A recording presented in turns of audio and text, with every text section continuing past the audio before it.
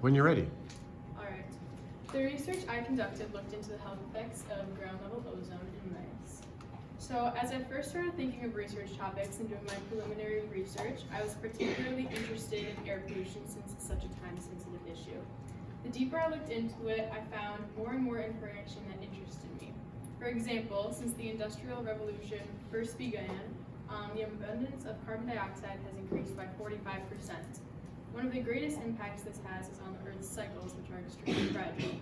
For example, excess carbon dioxide in the atmosphere can cause the troposphere to heat up too. As more chemicals are released into the stratosphere, more ground level ozone is created. This is dangerous because ground level ozone is harmful to both the environment and humans. Ground level ozone has been known to reduce photosynthesis in many plants as well as stunt their growth.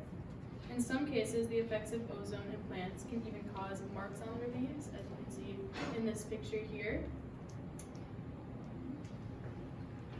Air pollution affects many different aspects of the world. For this reason, it is so important that we create awareness of its dangers and specific things that can be done to fix them. As I did more research, I decided to base my research around the topic of ground level ozone because there's significantly less information about it than other pollutants. So in an effort to formulate an experiment, I decided to take a closer look into the science behind it, specifically how it was created. So, ground level ozone is created when some kind of toxin or pollution in the air goes through a chemical reaction in the presence of heat and sunlight. For example, when things such as cars or factories or power plants produce nitrogen oxide and volatile organic compounds, they chemically react. When this happens in the presence of UVC light, ozone is created. This is also the reason why the effects of ozone are much more prevalent in the presence of heat and sunlight or on a hot and sunny day. In addition to this, ozone's health effects are usually worsened in people with respiratory issues such as asthma or other genetic traits. Children, however, are at the highest risk of this due to the fact that their lungs are still developing. Some of the known health effects of ozone include wheezing, coughing or sore throat, experiencing difficulty or pain while taking a deep breath, inflamed or damaged airways, lungs that are more susceptible to infection, and aggravated lung diseases. Many of these effects are due to the muscles in the airway constricting, which leads to air being trapped in the alveoli, which is shown here.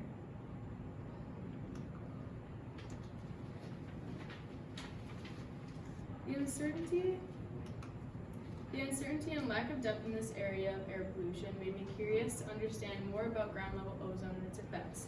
This eventually led me to the question of what are the health effects in ground level ozone in mice.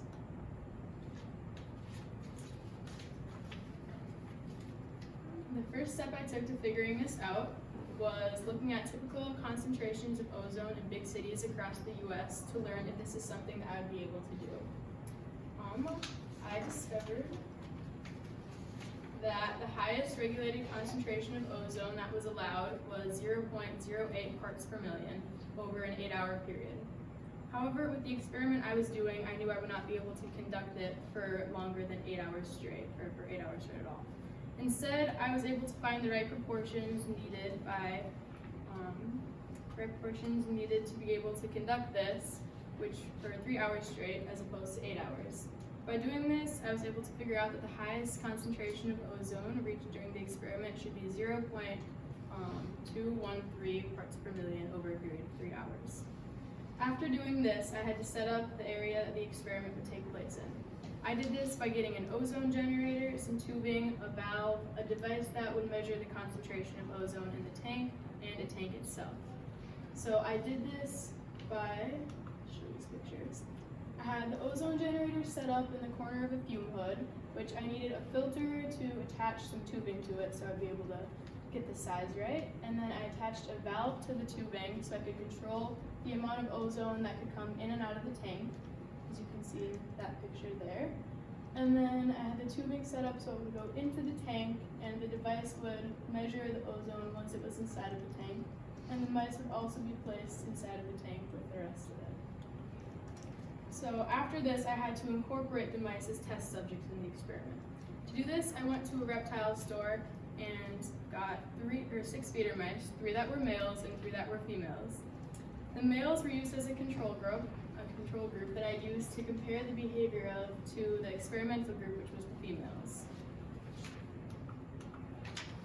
So, after a method was finalized, I came up with a hypothesis that ground level ozone will cause respiratory issues such as wheezing, difficulty breathing, and coughing in the mice.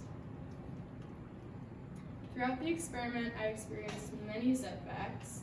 For starters, the project I was hoping to run would be much more successful if it was done over a much longer period of time, because then a much more accurate assessment of the health effects could be taken. So during the amount of time I had to work on it, I was able to get a better understanding of the overall project, but not the exact data that I would have liked to get from it. And in addition to this, regulating the concentration of ozone inside of the tank proved to be much more difficult than I initially thought that it would be. So when I first started setting up the experiment, I expected it to take roughly a week to regulate the concentration inside of the tank, but in reality it ended up taking more like 3 months to do, which is not what I was hoping for. But this is because ozone has a very fast dissipation rate of about 30 minutes to 4 hours. So during the time of the experiment, the room the experiment took place in was also shared with many other classes.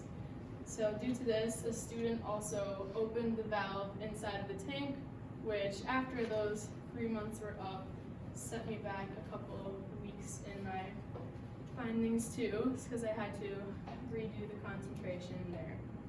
But at this point in the experiment, I had to start the project as soon as I could. So I did my best to fix the concentration, and I was unable to do it perfectly, but I did it to the best of my ability and was able to maintain a concentration that averaged around 0.05 parts per million. Finally, when doing the experiment, I came across a multitude of issues with the mice. Within a few weeks of getting them, a mouse in the control group had died. This was interesting to me because, first of all, the mouse was in the control group, so he would not be exposed to the ozone at all, and also I had not even started the experiment at this point. And in addition to this, a few days after the experiment had finished running, I discovered that one of the female mice had gotten pregnant inside of the tank and given birth to some babies. So although this did not directly affect the experiment while it was happening, it could have caused differing results. So because of this, I was unsure if the results I got were accurate or a result of a pregnancy in one of the mice. So here's some pictures I had of the mice inside of the container I kept them in when they weren't inside of the experiment. And as you can kind of see, I'm pretty sure that the mouse in the middle there that's kind of hiding is the one that's pregnant. And then these are some of the babies after she gave birth to them. So, as I already stated, I was unsure whether or not the results I got were accurate or influenced by this pregnancy. But in spite of this, there were still some results recorded that had a strong connection to the preliminary research done. So when I observed the mice when they were inside of the tank still while the experiment was running, I noticed that they were wheezing and they seemed really short of breath. And then, surprisingly, after I took them out of the tank too, I noticed that they showed a lot of symptoms of anxiety, and they would like hover in corners for most of the time. They wouldn't like run around as much, or if they like were running around, they just like were moving really fast and seemed to be like scared when I touched them and stuff. So yeah, they seemed just a lot more scared and stuff like that. So as I already said, I got a few results, but the results I got were clear. So this shows that there's a bigger problem that most people are aware of, and it's important for people to understand the effects of air pollution itself, and specifically ozone. And like I already stated, air pollution impacts Earth's cycles, so it was very important to understand different ways that it can be fixed. For example, driving less or using more sustainable energy source, such as like solar power or nuclear energy, can use to fix this. So in conclusion, the hypothesis I initially came up with, I would say that it was partially correct in that I did see some of the results that I was expecting to get, but I wasn't sure if they were actually viable results or if it was just a result of some of the setbacks that I had. So.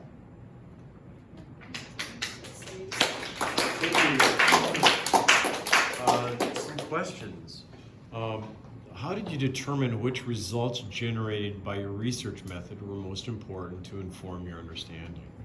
Well, I would definitely say, since a lot of the results I came up with were listed in more than one of the articles that I found, I would definitely say that the mice wheezing when they're still inside the experiment and a lot of like the shortness of breath I witnessed in them would be most important. Okay, thank you. What are the how do your findings provide direction for future research? Well, it definitely shows that there is a connection between ground level ozone and health effects, especially in lungs.